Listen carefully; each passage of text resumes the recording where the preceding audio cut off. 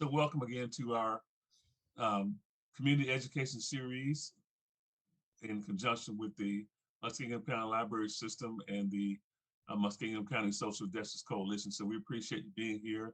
We appreciate the time. As promised, we continue to have folks who are local to us and invested in the community to talk with us about some of the issues that we want to present to you going forward. And so our last presentation was how we got here concerning the evolution of race and discrimination and the things surrounding that. So our presentation today is where we are. And our presenter is going to talk to us about where we are in the state of racism and discrimination and related issues, not only locally, but nationally as well. So I think we're going to get, as usual, some good information. We'll have time for some discussion after our presentation. And barring that, we will jump right in. So our presenter for today is Dr. Danielle Gregory from Muskingum University, where she serves as the Director of Diversity, Access, and Inclusion. So Dr. Gregory. Thank you. Good evening, all. I am going to jump right in here. Before we get started, I'll share one more time for the good of the whole. I am currently serving as the Director of Diversity, Access, and Inclusion for Muskingum University. I will be stepping down from my role as of next Friday, July 23rd, as I have accepted a position that will return me back to my home state of Michigan at Ferris State University. So just know that if you are emailing this email at Muskingum after next Friday, you may not get a response, but I'm not ignoring you. I'm just no longer here. So let me share my screen here. Can everyone see? Is that good? All right. Yes. Okay, so today we're going to talk about where we are, right? The state of race relations in our country. I want to.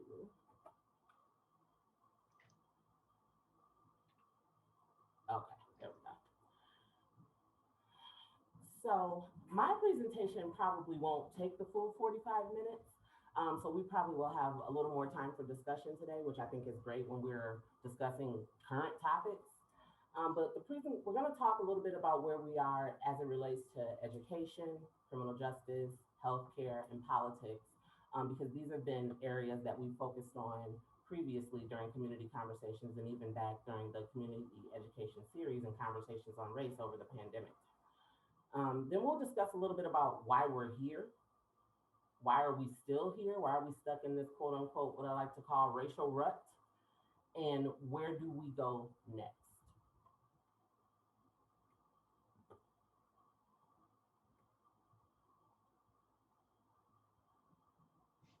So first, I really just want to take a quick snapshot of each of these different areas that I discussed: criminal justice, education, politics, and see what does our country look like when we break those different areas down by race, right? So this data here is from 2019. This was the most recent I could find with a visual. And as you can see, right now, white Americans make up 60% of our country's population, with Hispanics being next, Blacks, and then we go down from there.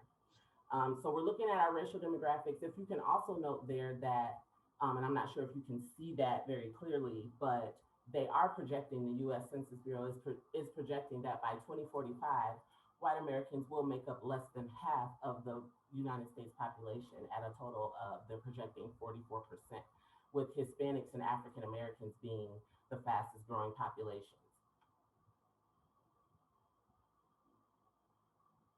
And as we're talking about these different areas that we're going to touch on, I want you all to kind of try and keep these numbers in your mind, right? Keep the racial demographics in your mind of who makes up what population of our country as we start to disaggregate things in different topics by race and what implications that may have. So first, we're going to look at the state of K through 12 education by race, right?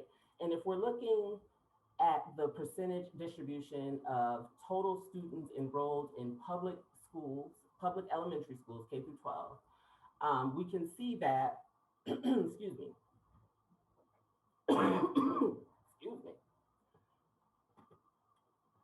we can see that there's a large enrollment gap there, right? We're looking at 54%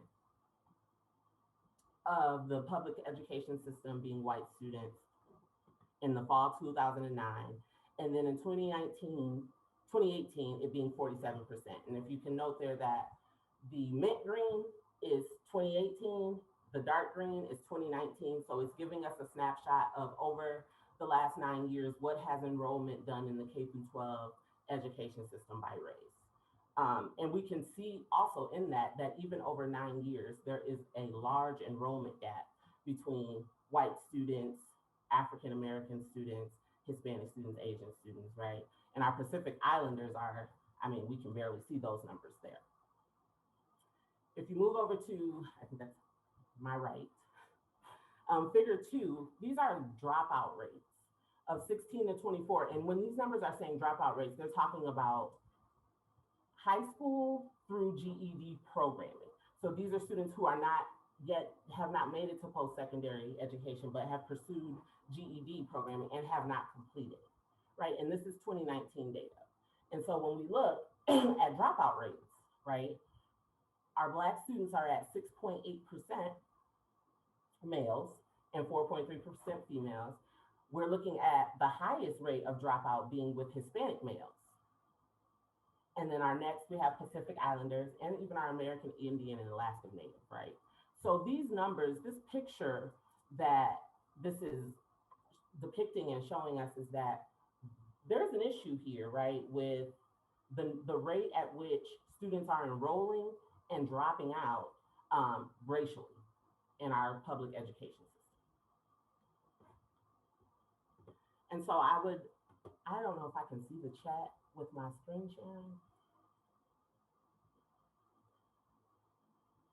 Stephanie, is there a way for me to see the chat? I don't see, but what I can do is I can let you know if anything pops up. Okay, all right. I was gonna ask. We're good for now. I was gonna ask for some feedback there, but we can okay. make it in. It's good.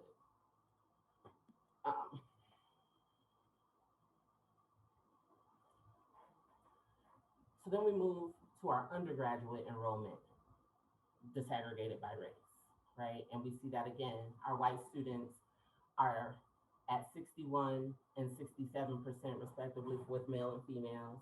Our Asian students are enrolling at the highest rate, right, of 70 and 77%. And I don't know if you, let me flip back here quickly. Asian students also have the lowest dropout rate, right? So I just wanted to point that out. That'll be important later on in our conversation.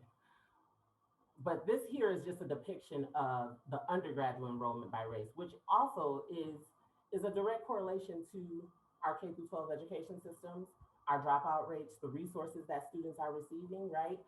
How do we correlate our K through 12 public school data with our undergraduate rates of enrollment? And this was an area where I really wanted to, that's why I was asking about the chat, Stephanie, is because I wanted to take a moment here to talk about what we see, right? What do we see when we look at the numbers of the students that are enrolled in K through 12 public education, the percentage of students who are dropping out and stopping out, and the percentage of students who are enrolling in undergraduate education.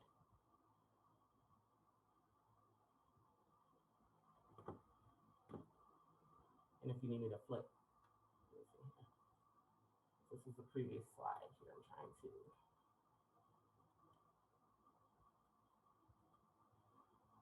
Oh, there we go. All right, sorry about that. So again, this is to flip back. If we were looking at our percentages and our distribution, and Stephanie, could you tell me if there's something in the chat? Because again, I can't see it. But these all directly correlate, right? It's not like we have separate pools of data that aren't telling us a story. All right, well, I'll let that sit for a minute. We can come back to that. Okay, So when we look at the role that race plays in our criminal justice system, right?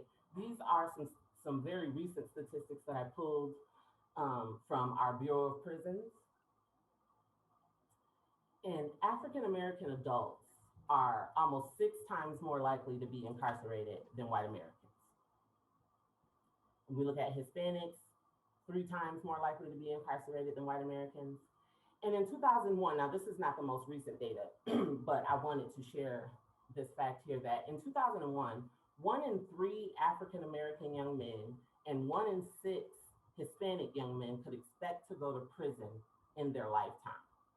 Expect to go to prison in their lifetime at some point, versus 1 in 17 white Americans, right? And so when I was asking you in the beginning to take note of the percentage of our racial populations in America and what that means when we start looking and disaggregating this data, we're looking that Black Americans comprise 27% of all individuals arrested and 15% of all US children, but 35% of juvenile arrests, right? So if you recall, when we were looking on the very first slide, that African Americans make up approximately 13% of the entire US population. However, they're 27% of all individuals arrested.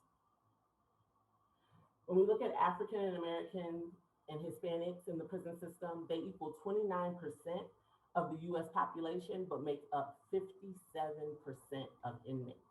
That's over half of the inmates in the United States are people of color. And over half of those people that are serving life sentences or virtually life, where that's, their sentence is gonna be longer than they live, they are people of color as well. But again, making up less than 20% of the entire American population.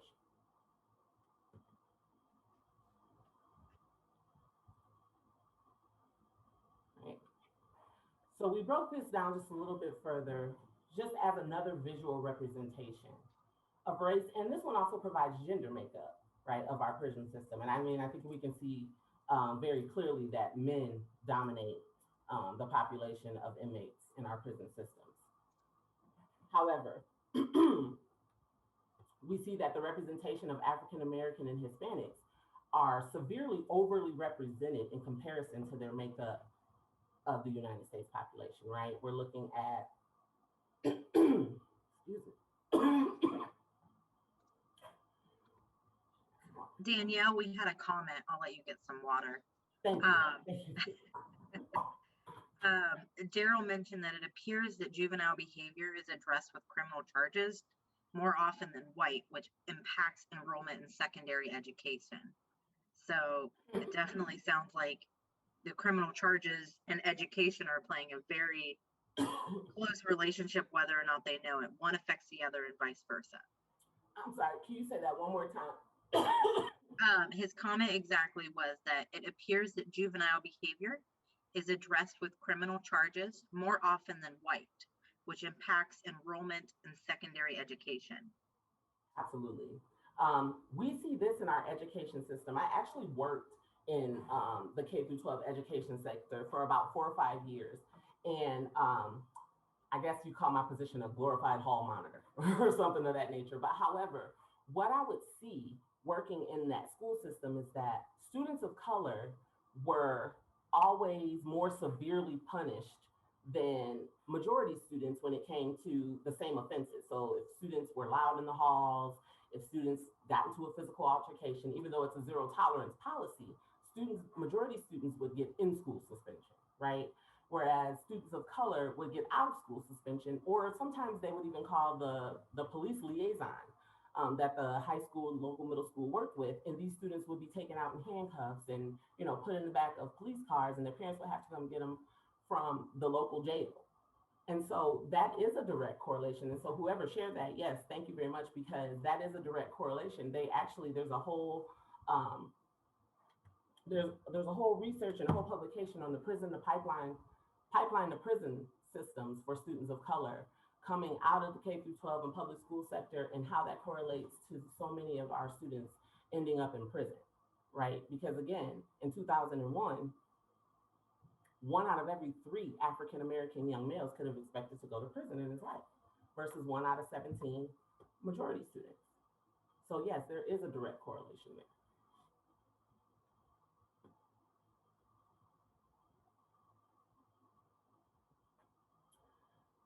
So then when we, and I know this seems like it's going quickly, but I really wanted to just give you a snapshot of what all of the different areas look like so that there could be more of an engagement toward the end when we start talking about why we're actually in this place that we're in. And so when we look at health coverage, Hispanics are leading as the #1 population that are uninsured in our country, don't have any level of healthcare coverage at all, followed by African Americans, and then of course, white Americans.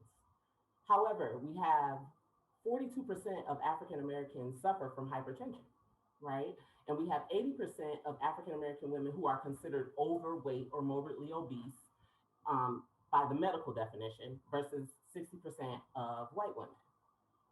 25% of the Hispanic population suffers from hypertension, and Hispanic women are 40% more likely to develop cervical cancer than non-Hispanic white women, right? And then there's also, I wanted to provide the picture of there's 28.7% of white Americans who suffer from hypertension as well.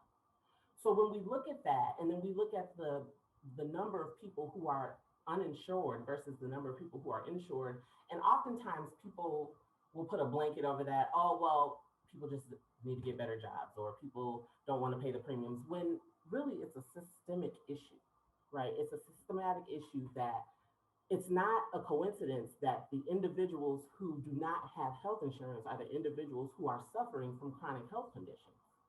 It's not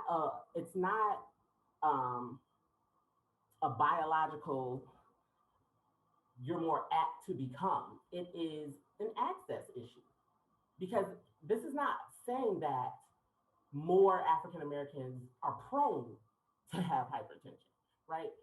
But these are more African Americans who are suffering chronically from it, from a lack of medication, from a lack of being able to have access to doctors. Hispanics the same. So oftentimes when we look at these numbers, we don't look at the story underneath. And this is in all areas. When we look at education and we look at the gap in the achievement gaps, and we start looking at, how are our students of color achieving and graduating and persisting versus our majority students. And then we try and put, and then there's, we put Band-Aids on things that need stitches, but we'll talk about that a little more later. But just please, I really want you to just pay attention to these numbers and continue to go back and refer back to slide 1, because this is telling us a story, right? It is not coincidental that all of these numbers are leading us in a direction of there's an issue here.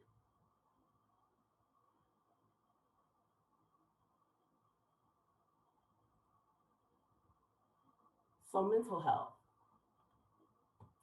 We're looking at approximately 9% of both African American and Hispanic adults who have received services and prescription medication for mental health, versus almost double of white adults have received services and medication, treatment for mental health issues. Now, mental health services and addressing mental health issues and having those conversations in communities of color have been taboo topics. That oftentimes there are things that we don't talk about, or it's not real, or we don't address it. And oftentimes I've heard that be the dismissal answer as to why people of color don't always seek treatment. However, I remember I was in one of my research courses, diversity research courses, when I was completing my doctoral degree. And the professor said something that really resonated with me. And he said that it's not that people of color, even going all the way back to the beginning of time, people of color didn't recognize that there was an issue with mental health or something wasn't right. But because there was no access to help, the coping mechanism was, it's in your head, get over it. We don't deal with that. We're strong people, we can overcome that. And so that has been passed down generation to generation to generation. And we've gotten to a place where, oh, you're crazy if you go see a therapist, right? And so my struggle often as an educator, especially working in higher ed and working with students of color, is trying to dismantle those ideas that if they have a mental health issue, that they have to be ashamed to seek help for that. And I think that we are coming out of that. I think that there have been many things that are advocating for people of color to seek mental health services. And there are many different resources now that are reaching out to those communities where they are to provide those services. But that plays a large role in some of these numbers that we see as well. And then when we talk about leading causes of death, heart disease, cancer, and accidents lead amongst African American population, heart disease being number one. African Americans have the highest mortality rate for all cancers combined. And so again, not that African Americans are more prone to have cancer. They have the highest mortality rate to die from cancer for lack of access to treatment. And then infant mortality. During live birth, it's twice the national average for African American women. And infant mortality rate is 40% higher for Puerto Ricans than whites. I wasn't able to find statistics on infant mortality rate for Hispanics. What I did find is that often, depending on what sources you use, sometimes they'll lump Hispanics and white people in the same category, which I didn't quite understand. So I wasn't able to find the infant mortality rate for Hispanics. But however, again, this also leads us to a deeper systemic issue of people of color not being heard or being dismissed in the medical field. African American women are the number one population who are not taken seriously, who are dismissed when they go to their doctors with issues, when they go to their doctors with pain, or they say, or when they're pregnant and they say, well, something's not right. I don't feel like something's right. Well, we'll monitor it. We'll monitor it. We'll keep checking on you. And then you have an issue during labor. And then there's an infant mortality, or the baby is born with a defect, or even other issues outside of being pregnant and birth. It's just African Americans going to the doctor, stating that they're having an issue. It's even happened to me sometimes. Go to the doctor, state you have an issue, and they say, oh, well, we'll keep an eye on that, but it doesn't sound too serious. Well, how can you know if it's too serious if you haven't checked into it? Oftentimes, our biases, people in the medical field will assume that a person of color doesn't have insurance. So they come to the doctor, they're seeking help, and before they even begin to look at your chart, or well, what kind of insurance do you have? Or they start rambling off the pay, how much it's going to cost, or what your portion is going to be, or do you know that we have a copay and everything's up front, right?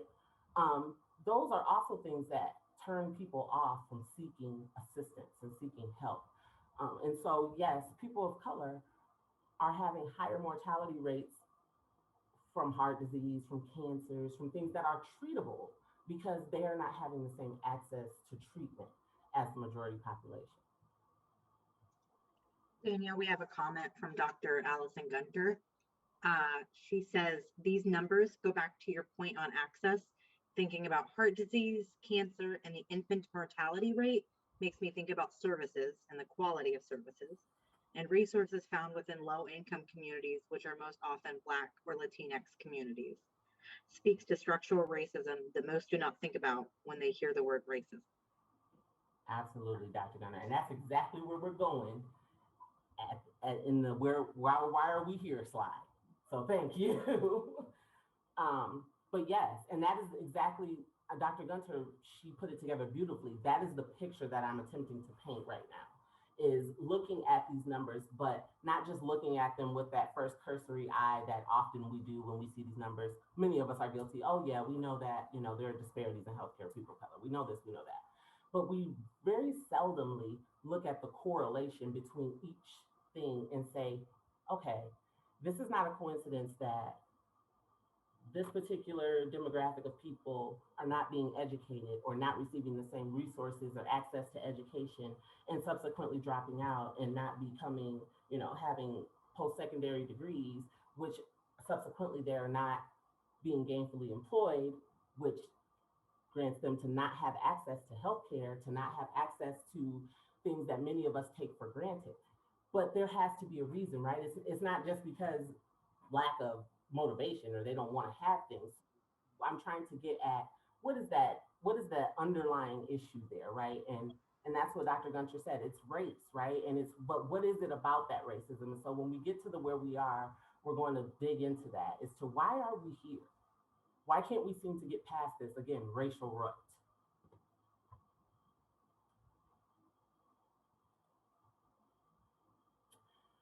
So then I want to touch briefly on roles, the role that race is playing in politics. And this probably could have been 14 slides, but we're going to condense this to just a few talking points here. But all of these topics have a political undertone, right? I put Juneteenth at the top because most recently that's one of the major things that's taken place in our political climate, right?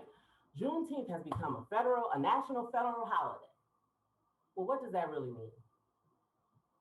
What is the significance of Juneteenth becoming a national federal holiday? Especially if the governor of a state can say, well, we're only allotted 12 holidays, and so we're not going to, 12 federal holidays, so we're not going to acknowledge Juneteenth because we can't fit it in, right? Instead of extending it and making it be able to be 13 holidays. What does Juneteenth being a federal holiday mean when we also simultaneously have a ban going through, a bill going through our house to ban critical race theory teachings in our public school system? So how can we make the quote unquote freeing of slaves a national holiday and then ban the very teaching to explain to the students why Juneteenth is a national holiday? Dr. Gregory, Dr. Allison just mentioned, to highlight what you said, that there really isn't a significance. It was just performative and a distraction. Thank you, Dr. Gunter. But it will, and I don't want for you all to walk away from today's session or presentation thinking, wow, that was a Debbie Downer. Like there's really no progress in, in our country, because there have been small wins and small gains. But I also want to highlight what are not wins and what are not gains, and why we have to be careful of what we consider progress, because that is also a contributing factor as to why we're still in this racial rut, right? Because it was performative. African Americans have been celebrating Juneteenth since 1865. We didn't need it to be a national holiday for it to be recognized, but social justice bills, laws for equal voting rights, or not passing laws to overturn elections, or voting restrictions that are disproportionately targeting communities of color. Although in politics they'll say, well, we're just trying to make voting fair and so that we can make sure we're counting all the votes. But all of the restrictions are targeting low income communities and communities of color, mail-in ballots, early voting, things that people that don't have access are utilizing in order to make sure that their votes are heard. And so again, it's an undertone. It's a story we've been telling since the beginning of time, that people are really now starting to take heed to and say, wow, I mean, that does make sense. These are targeted, intentional efforts to continue to silence what the racial climate is in this country, but to appear as if we are pinning roses on ourselves and we are making progress by, doing performative things like making Juneteenth a national holiday, right? Or even in the way that our government handles different events based on who the events involve or who they support, right? And when I say that, I'm talking about, we look at the Black Lives Matter movements that have been happening for years. In the way that those protesters or those movements, whether they are peaceful or not, are being handled with violence, people going to jail, they're being, there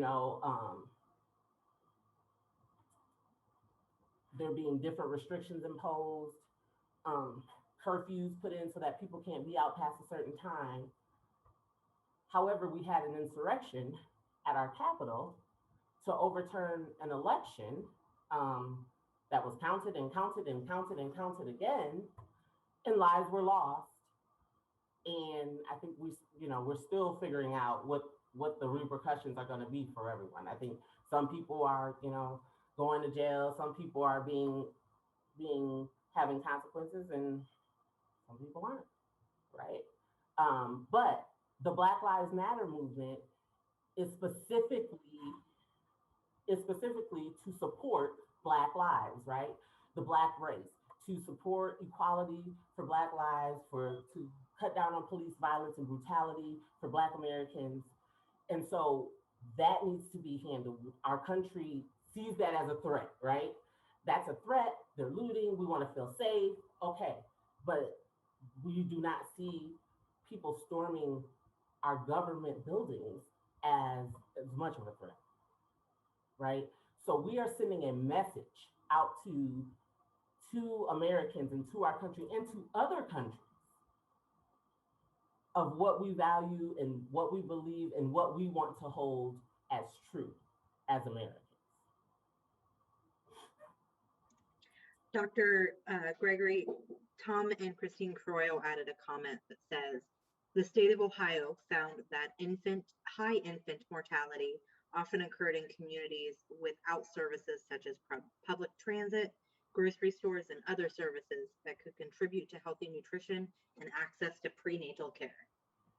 Absolutely. And I bet your bottom dollar that those were communities predominantly of color, right?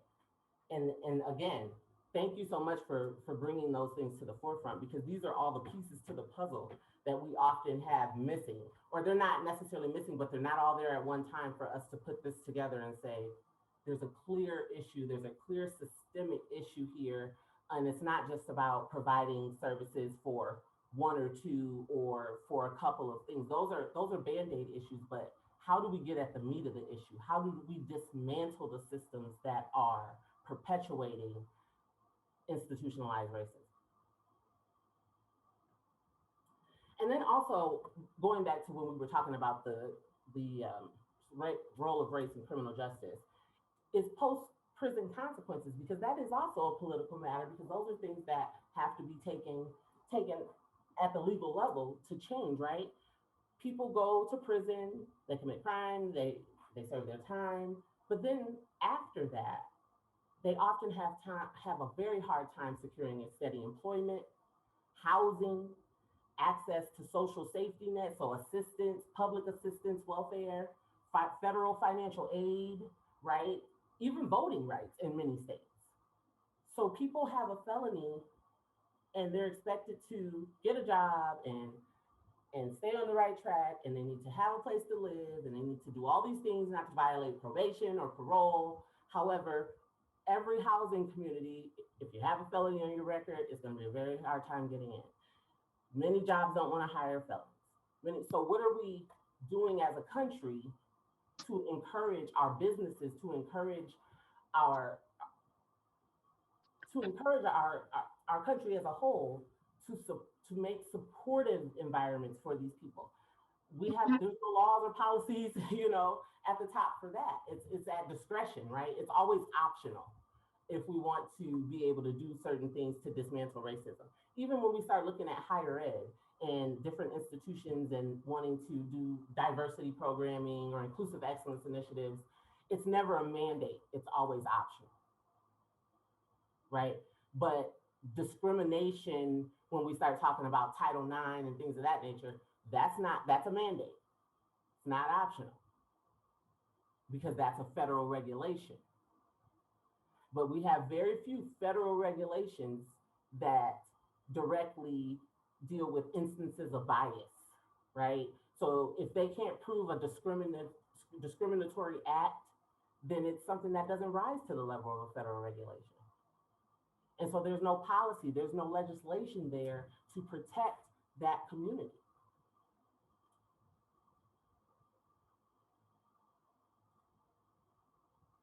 All right, so this is where Dr. Gunner so eloquently took us. This is where I really this is going to be more of an engagement, because why are we here?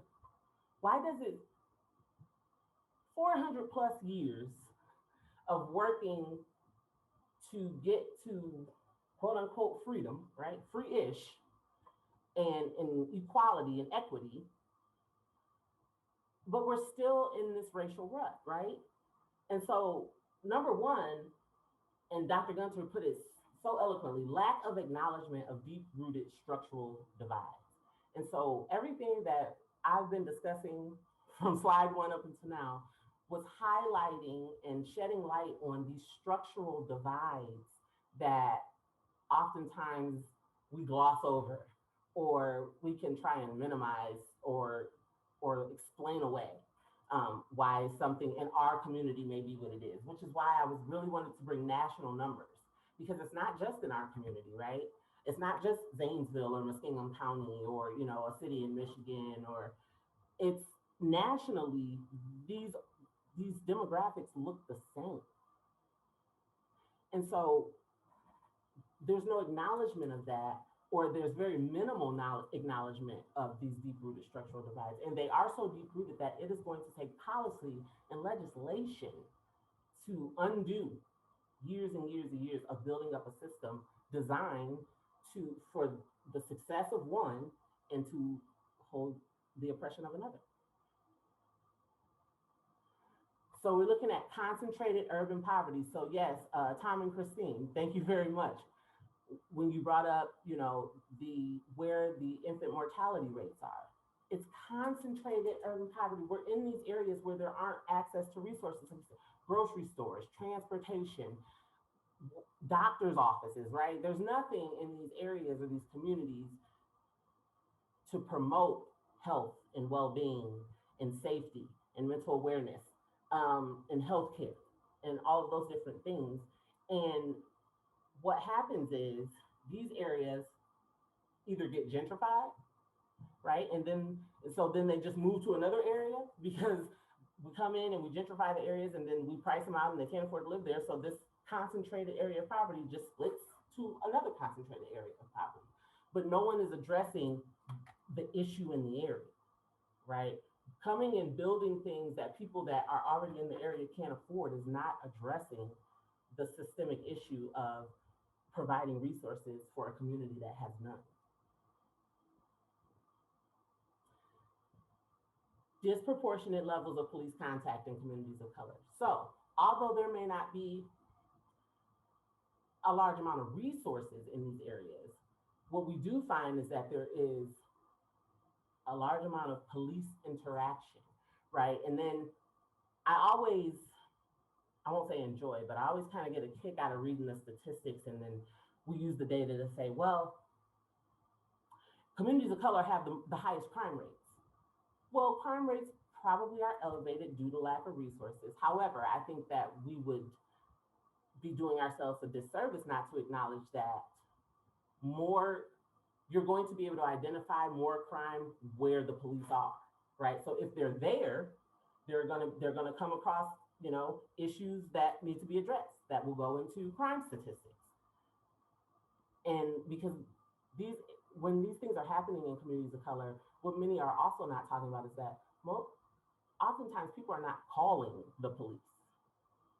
The police are policing, over-policing in these areas, and people are being, you know, arrested for sleeping on the street, or or whatever it may be. But no one's calling the police on the person on the street. The police are policing in these areas at a higher rate that they're policing in others. I'm not saying they're not policing in others, but they police in these poverty areas at a higher rate. Lack of accountability. And this is at every single level. Because in order for us to make any progress, there has to be a level of accountability at the highest level. If there is no accountability, for prime example, right? George Floyd, Breonna Taylor, all of these different killings that were happening by the police over the last year or so, And all of these companies and these universities and these corporations sent out these huge statements of support and, you know, reaffirming their values and commitment to diversity and inclusion and what they were going to do to make sure that they were fostering inclusive environments. And I should have brought that statistic in, but less than 10% of the corporations, institutions, businesses who put out those huge statements are continuing to follow through on any of those actions. And there's no accountability for it, right? I see it all the time working in higher ed. We can make huge grand statements and say, we support this and these are our values and this is what we believe, but then there's no action behind it. And then there's no one to hold accountable for the lack of action behind it.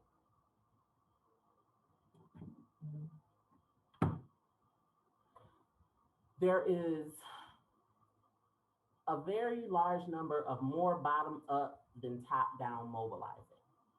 And when I say that, what I mean is I think grassroots work is wonderful. It is absolutely necessary.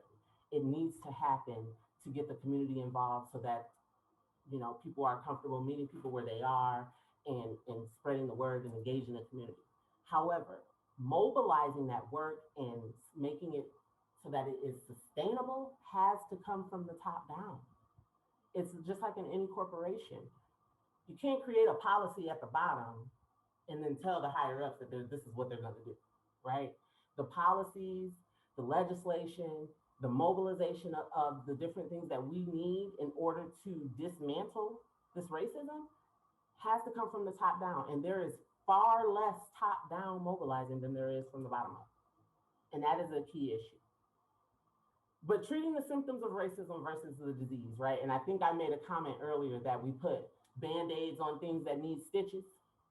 And so we identify the surface level issue and then we run to aid the surface level issue and not thinking about what is actually causing that issue because it's gonna happen again, right? Prime example, I can't tell you how many diversity trainings I've done or cultural sensitivity and awareness trainings I've done where I ask people, what is the issue here? Why are we seeing this happen in your institution? Why is this happening at your university?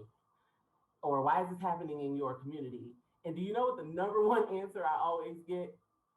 Transportation. And so I say, well, can you elaborate on that? What do you mean, transportation? Well, people just can't get to, you know, what they need. And so if we just, you know, increase transportation, everything will be fixed. And so I said, okay, well, why is transportation the issue? Well, people can't get to where they need, right? But it's not just transportation, right? If people could get, we have communities, again, like we said, we have communities that are in these areas that don't have any resources, right? Transportation is just one thing they don't have. They don't have a whole lot of other things. So us just providing a ride is not gonna fix the system. And so that might have been a poor example, but that's what I mean by treating the symptoms and not the disease, because we have to look deeper across education, healthcare, social justice, politics, and see what are the common denominators. People of color are disparate in all of these different areas. And so when we peel back the layers and we start looking at the issues, just like the achievement gap, right? Where it's not that Black and brown kids can't learn or they have an inability to not be able to learn. It's that they are not given, granted, the same access and resources to adequate staff, right? They could be in schools where students are having to bring their own supplies, their own paper, their own pens. They're having half of the teachers that they should have. So you got one teacher teaching 3 or 4 subjects and you got overcrowded classrooms. So teachers are dealing with behavioral issues on top of trying to teach the kids. And there's not a behavioral specialist for them to send the students out to and to remain teaching. So students are losing valuable education time because they're in these under-resourced areas. And so it's not about moving them to a different area and then you are going to just move the problem from one location to the next. It's about equipping that area with the resources necessary to get at the underlying cause. So we have to stop treating the manifestation of racism and start treating the actual disease, because it is deep rooted in our society, very deep rooted. And so it's great to provide, the surface level things that we need, to for the time being, but we have to get at the deeper issue. We can't provide the surface level resources and walk away, because it won't fix the issue.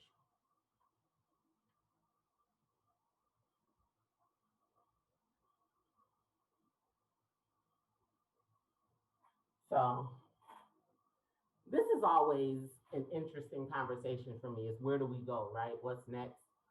Because I feel like if I really had the answers, we could be fixing it.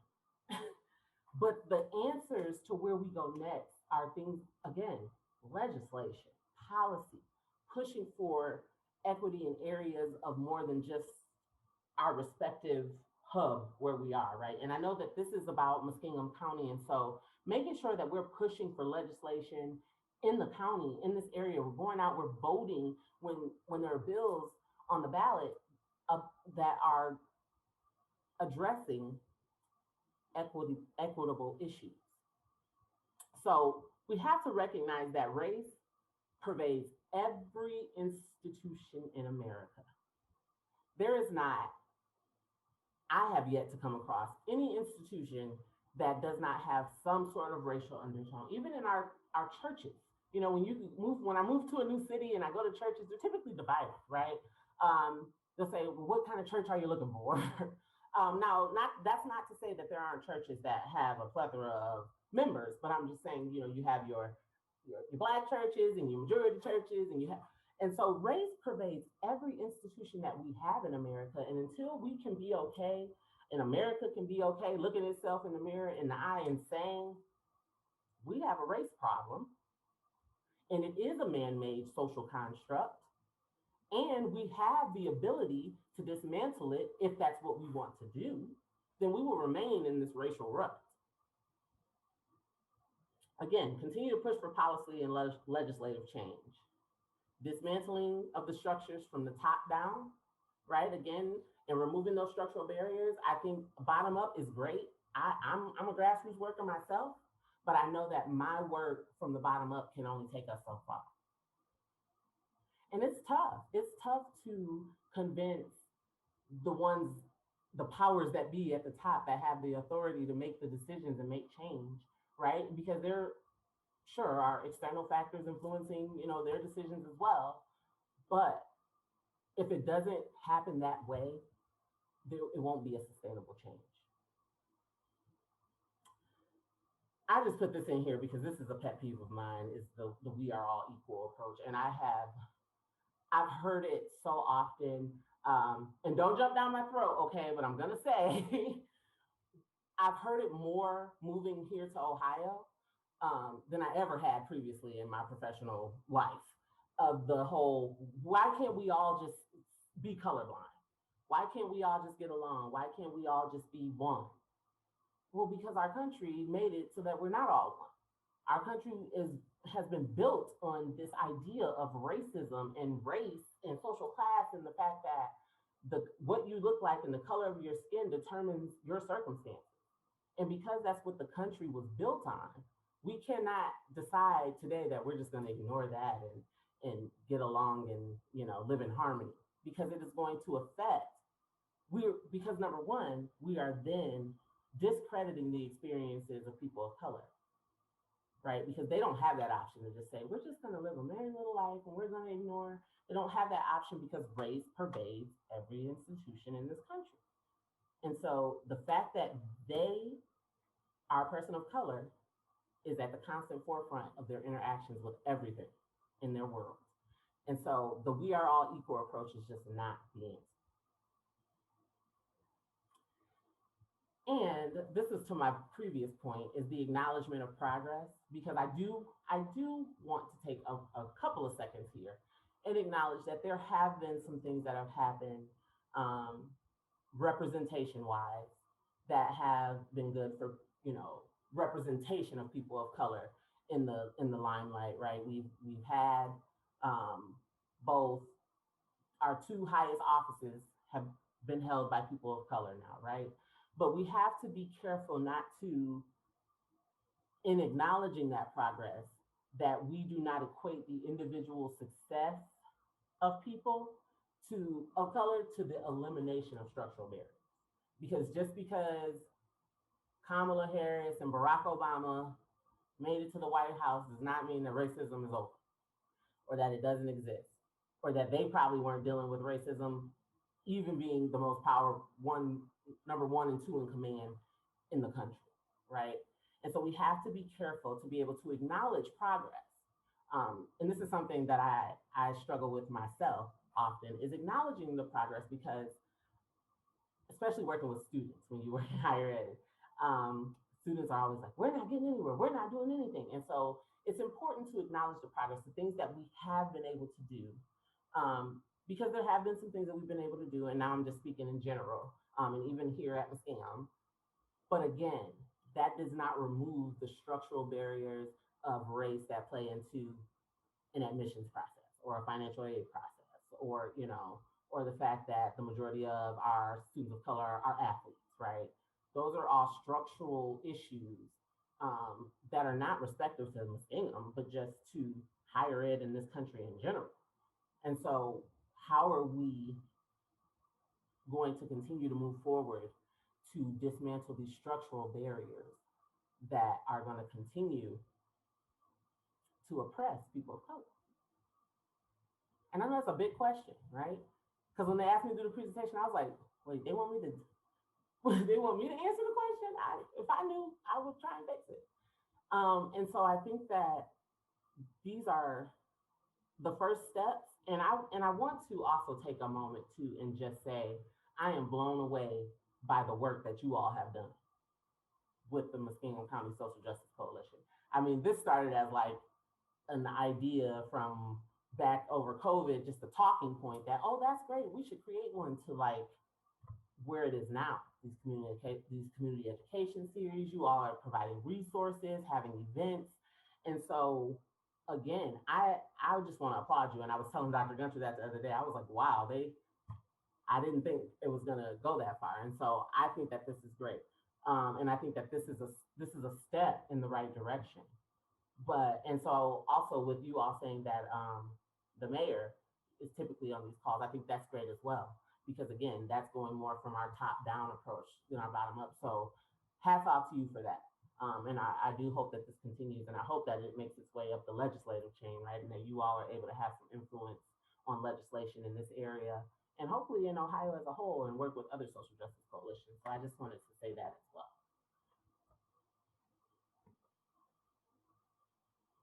And I'm going to end us with this video by Procter & Gamble that I really, really love, because it's also a part of the what's next, right? It's just checking. America needs to check its biases and its stereotypes. When a person of color enters the room, when I was speaking earlier about, medical professionals prejudging people of color simply because they're people of color. And so I want to share this video because I just think it's very powerful, and hopefully it's going to work for me.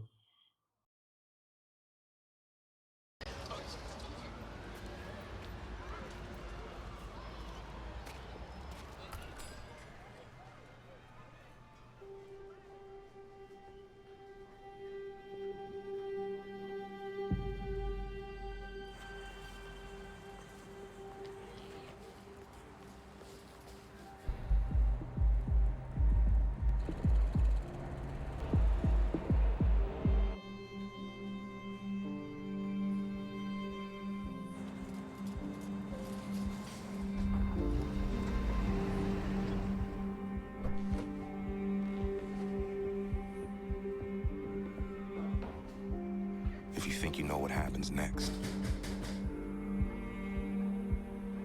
ask yourself why. These are the Black stories we've been shown. A narrow view that limits our understanding.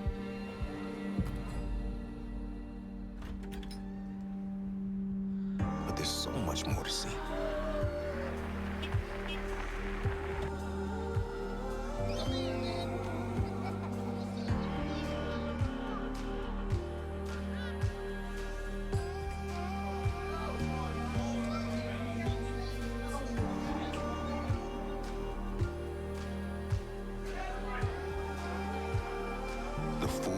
picture of Black life.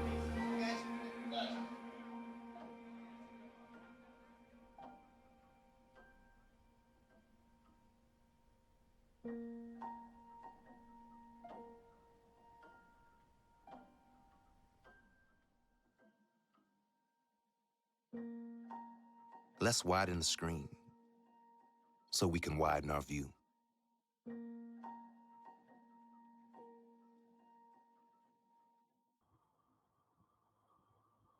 Okay, so typically presentations end with questions, but I said I wasn't going to do that because I don't have the answers.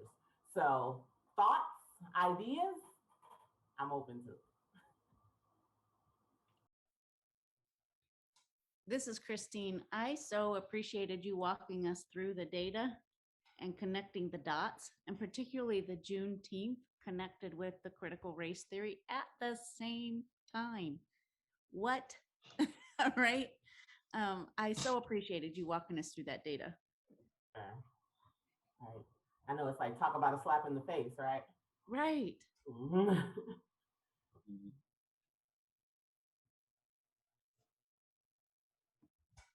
And I feel like you hit the nail on the head where, you know, you talk about how entwined everything. There's not one fix, right? Like it's this giant root ball where you have to take the tendrils one step at a time each way and kind of retangle them in a new way. But what I've seen a lot in the community education series, at least a lot in the comments, has been people often think that the start is education. That it's, you know, we start now with changing the schools. And I believe that's a huge impactful part of it for the future. But I still wonder what we do about what's going on now. That's, yes, I want our children, very much so. I want to not have them have to go through this. However, I want to do it at the same time as we can help this generation and the generation before us. And so I don't know if anyone else has comments on that, but I've seen a lot of conversation about the education piece.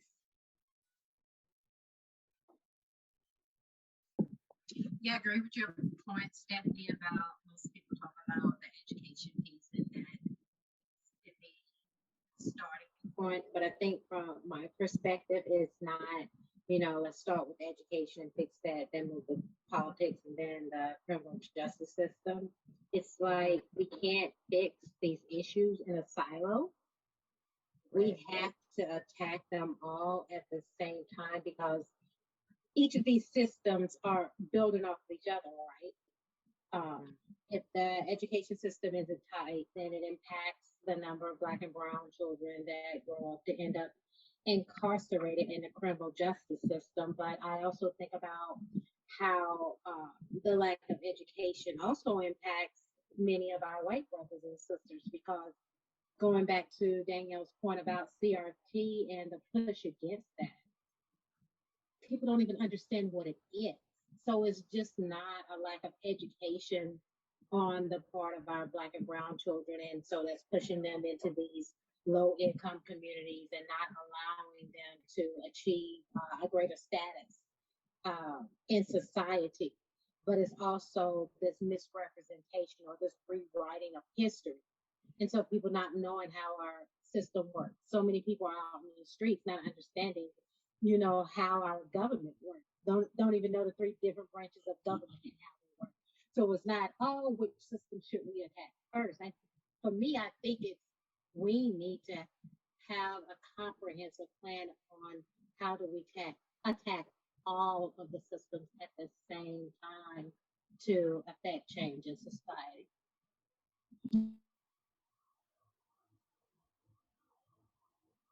I think Rebecca had a comment.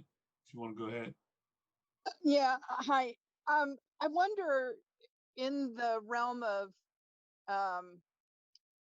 generating more understanding, it seems to me that COVID aside, we all tend to gravitate in our own little bubble and generally don't go out of our comfort zone to meet people of different communities. I know when we used to host a lot of exchange students, and they have an interesting perspective on American culture because they're looking at it from the outside in. And some of the comments and discussions I've had with exchange students and how they perceive our life in America, you get slapped upside the face and you go, oh my God, I didn't know that's how we looked from the outside. And it just seems to me that if there were more, I like the education part, then kids going to school together and learning, that's fine. But that's, as Stephanie said, for the future. We need to talk about getting people together now so that you can learn other viewpoints and other perceptions. And I don't know how we can do that because churches, which are generally a meeting point, seem to be just as segregated as everybody else.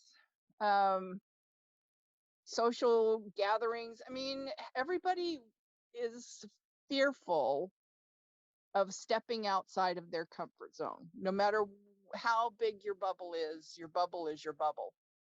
How, I wonder if we could somehow figure a way to make that bubble more permeable so that other viewpoints and other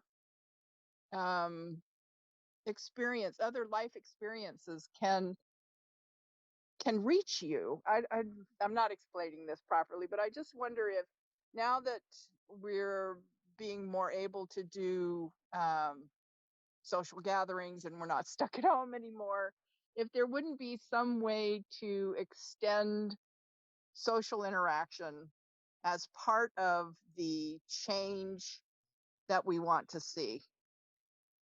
I don't know how to go about that, but I think that's a big. We hosted a minister from Zimbabwe several years ago, and my grandmother was still alive, and she, I don't think, had ever personally met a Black person before we had this Zimbabwean minister in our house for 2 weeks. And she said, oh, he was such a nice man. I had no idea. It's like, really, Grandma? How can you never have? But she just never moved in any circle where she came into contact with someone of a different culture. And that's, to me, is very sad. So that's, I just wondered if that was something we could feed into any future plans for activities or that kind of thing.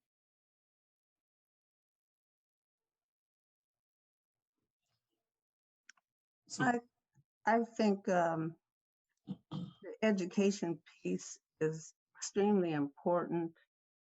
But as Dr. Gregory was saying, it has to be more and has to be integrated with so many other areas. The policies, I think, are important. We have to address the policy here and now. Education can be helpful in some ways now, but also on into the future. What Rebecca said about people getting together, having opportunities. You know, we're all brought into our in our ethnocentric reality, I guess, and you know, we're brought up into this is the way it is in my community. And we don't understand or know about the communities until we begin to step out of our neighborhood. And then we step out of our neighborhood and, oh, you know, our eyes are open. And then we have to step out of those communities and into other communities to begin to understand the ways in which people live and think and value things in a different way. Churches, for example, no, it really is a hard question to answer because I've been in churches where they're predominantly Black.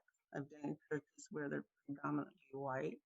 I've been in a lot of mixed churches where there's Latinos, there's African American people, there's African people, there's white people in the churches, and it's very mixed.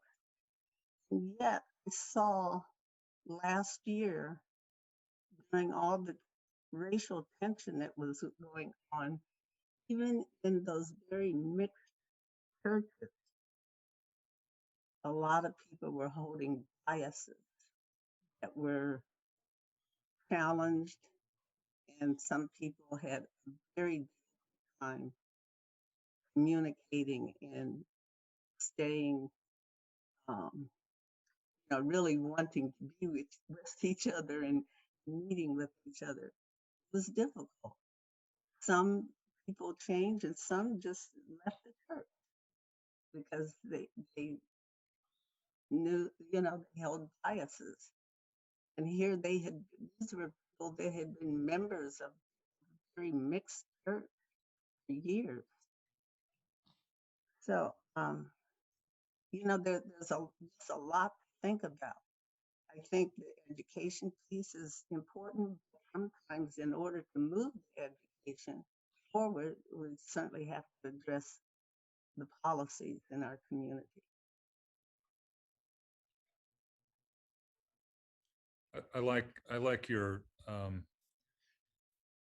mix in your presentation, Dr. Gregory, of statistics and that video, and the effect of stereotypes. Because frankly, we're, through the years, we're bombarded with stereotypes where, we can watch a video like that and we understand the look, and then we see the rest of the story and it's, oh, okay, yeah, that's not how I thought that was going to end.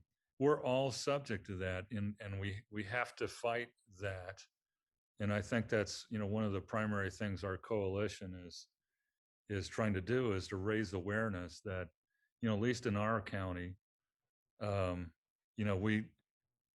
we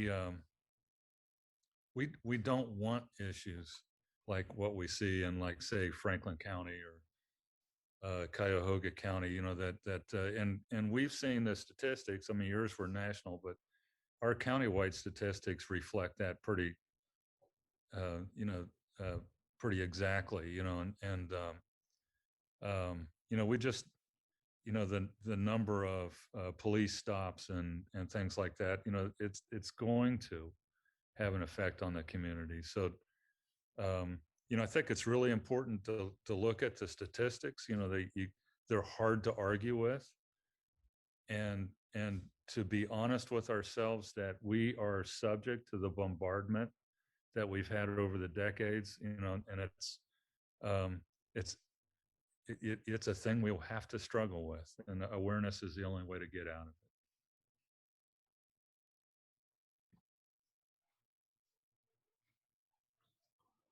Exactly, Tom. Thank you. I think you're right. And one suggestion I would have is there's a book called Healing Racism by Nathan Ruttstein. And he talks about how the attitudes and the perceptions we have are so permeated within the media and our experience that we don't even recognize that we are being infected with this disease called racism. And so even if you are consciously trying to change your perception, there is so much that is just that back brain tape that runs from, from our earliest perception of life.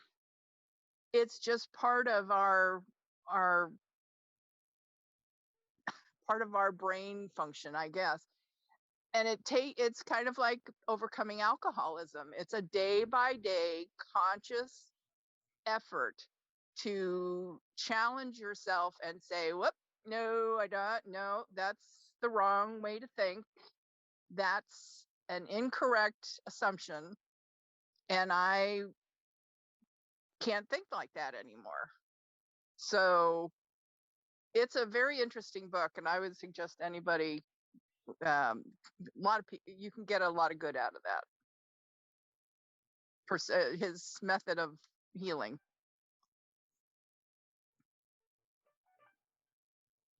Thank you, Rebecca. Any other comments? I saw a few things in the chat there from Dr. White. So we appreciate that. And we do have some things coming up that are going to give people an opportunity to be a little bit more engaged and interact. So I think where you've landed us, Dr. Gregory, is reflective of the work that we're trying to do in terms of not only doing some grassroots, some bottom-up work, but taking a thoughtful approach to trying to have some impact on local policy and things of that nature. So we're working towards that. We're just trying to be thoughtful and deliberate in what we're doing so that it does have some impact in the longer term. I know sometimes it's hard to be patient, but I feel like that's where we are right now. Any other comments or thoughts? We really appreciate the presentation. I'm sorry. Okay, Dr. Jackson just put something in the chat.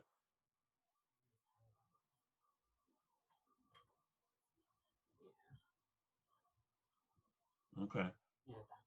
So if you see Dr. Jackson's comment about culture of humility, that goes all the way back to one of our earlier presentations. So again, I like the way that everything that we are talking about has been tied together and continues to be connected in our larger conversation. We talked about culture, what is culture, culture of humility and relativism. We talked about kind of the genesis of race and race relations and racism, in terms of how we got here. And I can tell you, for those who were present, I'm still impacted by the succinct way that Ms. McCollum put that, which is we've been here the whole time.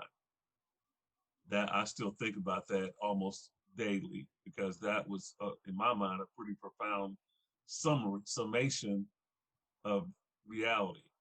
The other thing that I think about often related to what we're talking about today, Dr. Gregory, how we move forward, is something that I'm pretty sure I mentioned to the group early on, and that is truth before reconciliation.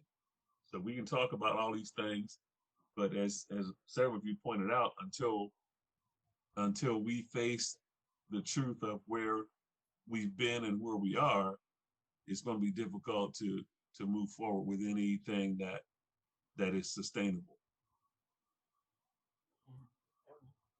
So I won't go on and recap everything, but we appreciate you. We appreciate your presentation with us, and hopefully you'll have a little bit of time to stay connected with us and keep track of the work that we're doing, and give us some of your wisdom and guidance as we continue to try to make an impact here in Muskingum County and in Zanesville. Sure. I will also share my personal email with you, so you're not emailing them the Muskingum email, because I won't get those. So. Thank you. Dr. Jackson, and those of you who weren't on, I am departing. I'm going back home to Michigan. So I will no longer be at Muskingum, but I would like to stay connected. So I'll share my personal email there. I'll send it to you and Stephanie. You all can put it on the list. Very good. We appreciate that. I hate to see you leave. However, I just wish you the best in Michigan. Yes, we appreciate you, but we understand going home. All right. Anything else for this evening, folks? All right. We appreciate all of you, and we'll see you soon. Have a good night.